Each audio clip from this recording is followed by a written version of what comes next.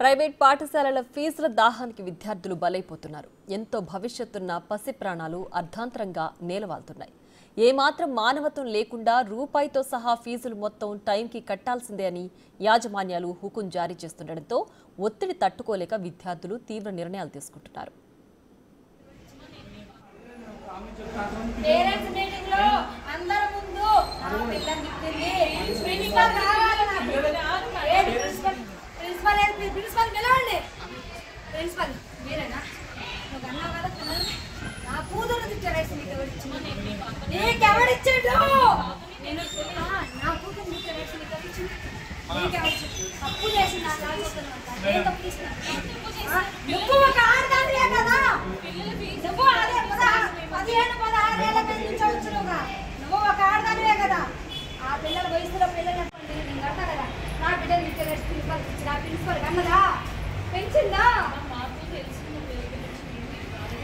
ఎందుకు బాగా నా స్థాయికి మించిన హాస్పిటల్ యశోదలు వేసుకున్నాను. బిడ్డ బతకడం ఈ ఊళ్ళో ఎక్కడ హాస్పిటల్ పట్టుకోనండి.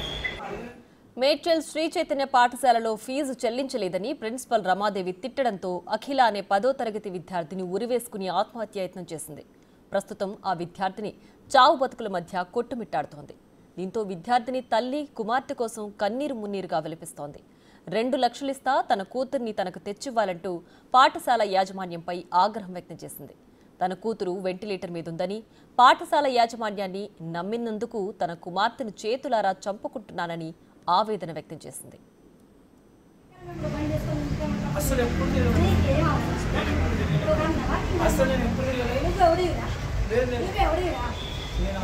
చదువు చెప్పే గురువు కాబట్టి నీకు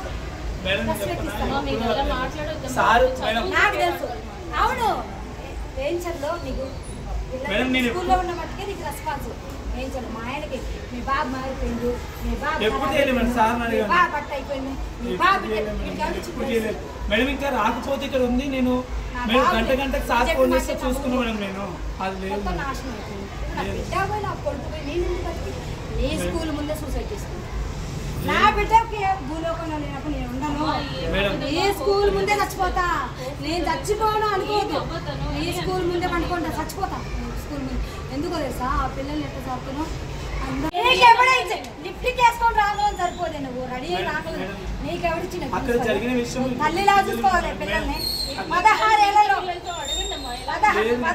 ఏళ్ళ వయసులో ఫాస్ట్ ఉంటుంది వాళ్ళ వయసు. ఆలోచన ఇచ్చే శక్తి కూడా పదుగు వేరేలా ఉంటుంది. మెచ్యూరి మైండ్ కాదు. వాళ్ళని ఇబ్బంది పెట్టే రైట్స్ మనకు లేవు. పేరెంట్తో టార్చర్ చెప్పి నువ్వు నా బిడ్డనే కాదు ఎంతమంది పిల్లల ఇబ్బంది పెడతావు నాకు తెలుసు. ఆసియా నా ఫ్రెండు, లక్ష్మి నా ఫ్రెండు, పిల్లలు ఉన్నారు. డబ్బుల విషయంలో నువ్వు ఎంత బాధ పెడతావో నాకు తెలుసు. నా బిడ్డకి ఏమైనా అయితే నువ్వు భూమి మీద ఉంటావు. ఎంప్లాయ్ అయితే నీ మేనేజ్మెంట్ అనాలనుకోండి దక్క తీసుకుపోయారు. ఎందుకో 22,000 కొన్ని ఇచ్చి పంపించాను. లాస్ట్ ఇయర్ పండి మొండి అన్నారు. కన్నా నా కొడుకు అన్నా చెప్తే పేరెంట్స్ మీటింగ్ అప్పుడు పాప అందరి కిందకు వస్తే ప్రిన్సిపాల్ మేడం ఫీజు కట్టలేదని గొడవ చేసింది పాప మీద. ఆ ఇన్సల్ట్కి ఫీల్ అయింది. ప్రిన్సిపాల్ మేడము నేనేం తప్పు చేసినా ఫీజు కట్టకపోతే పేరెంట్స్ని ఇబ్బంది పెట్టాలి, నేనేం చేసినా అందరి ముందు నన్ను ఇన్సల్ట్ చేసిందని స్కూల్ కాడ నుంచి ఏడ్చుకుంటూ వచ్చింది. మా ఇంట్లో పని ఉంటుంది, పోలమ్మ అని ఉంటుంది. పోలమ్మకు కూడా చెప్పింది. పోలమ్మ ప్రిన్సిపల్ మేడం నన్ను చాలా టచ్. నేను నైటీ మీదనే ఉన్నా. వెళ్దాం పా ప్రిన్సిపల్ కాడికి, నేను మాట్లాడతాను. ఆమెకి ఎవరిచ్చారు మిమ్మల్ని తిట్టే రైట్స్ ఫీజుల గురించి నేను చెప్తా అన్నది. నా బిడ్డ చాలా డిప్రెషన్గా ఫీల్ అయ్యి సూసైడ్ చేసుకుంది. యశోదలో ఉంది. యశోదలో అడ్మిట్ అయింది. పేరు అఖిల. వెంటిలేటర్ మీద ఉంది. 50-50% ఛాన్స్ అన్నారు. అసలు నా బిడ్డ అంత అట్లాంటి ఆలోచన కూడా ఉండదు నా బిడ్డకి. నాకేం వీళ్ళు ఇబ్బంది పెడతారు. ప్రిన్సిపల్ మేడం ఇబ్బంది పెట్టిందని అయితే చెప్పింది. 3 రోజుల మంచి ఏడ్చింది. రోజు ఏడ్చింది. మేము వస్తానంటే కూడా మా ఫ్రెండ్స్ ముందు ప్రిన్సిపల్ మేడం నువ్వు తిట్టే మా ఫ్రెండ్స్ ముందు పరుగు పోయినట్టు అనిపించింది. వద్దు నువ్వు బోమాకు, మమ్మీ నీ కోపం ఎక్కువ, నువ్వు బోమా. ఏ రోజు కూడా నా పిల్లలు 2 years నుంచి చదువుతున్నా ఎప్పుడు కూడా ఒక మేడం ఒక మాట అన్నదాన్ని కాదు, ఒకళ్ళని ఒక మాట అనేదాన్ని కాదు. నా పిల్లలతో పాటు వేరే పిల్లలకు కూడా బాక్సులు పంపించిన. నాది మామూలు పొజిషన్ అయినా పిల్లలకు అన్నం లేని పిల్లలు కూడా చాలా మందికి అన్నం 10th క్లాస్ చదువుతుంది. ఇంటి పక్కన వాళ్ళకి, బిల్డింగ్ వాళ్ళకి, అపార్ట్మెంట్ వాళ్ళందరూ చెప్పింది ప్రిన్సిపల్ ఫీజు గురించి నన్ను ఇబ్బంది పెట్టింది. మా ఇంట్లో పని ఆమె కూడా చెప్పింది 90,000 ఇవ్వని చెప్పారు. 90,000 ఇవ్వ కట్టాలన్నారు. లాస్ట్ ఇయర్ కొంచెం పెండింగ్ ఉంది, మొత్తం కలిసి మనం 22,000 ఇచ్చిన.